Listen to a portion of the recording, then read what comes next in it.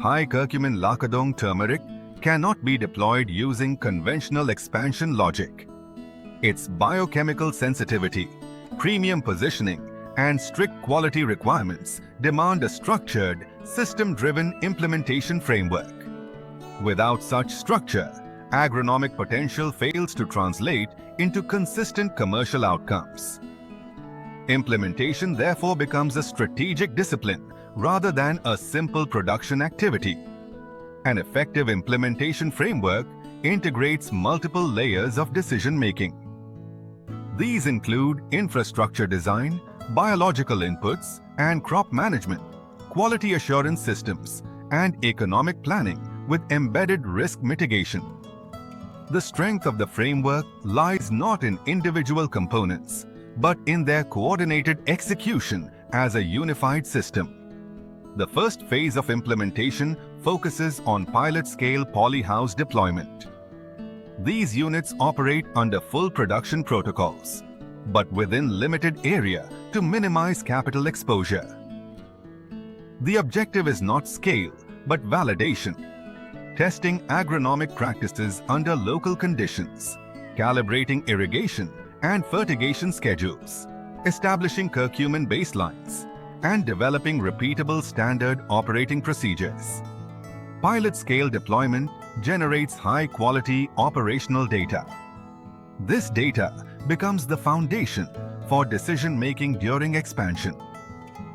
By identifying constraints early and stabilizing performance metrics, enterprises reduce downstream risk and avoid costly redesign during later stages of scale-up. Once pilot performance stabilizes, scale-up should proceed through replication rather than reinvention. Controlled scale-up relies on modular expansion of validated polyhouse units, uniform planting material sources, centralized quality monitoring, and incremental capacity addition aligned with market demand. This approach preserves quality consistency while enabling predictable growth. As production volume increases, integration with post-harvest handling and quality systems becomes critical. This phase involves dedicated processing and drying infrastructure, batch-level traceability, regular laboratory testing, and alignment with certification frameworks. Early integration prevents quality dilution and operational bottlenecks as scale increases. Effective implementation frameworks explicitly incorporate risk management.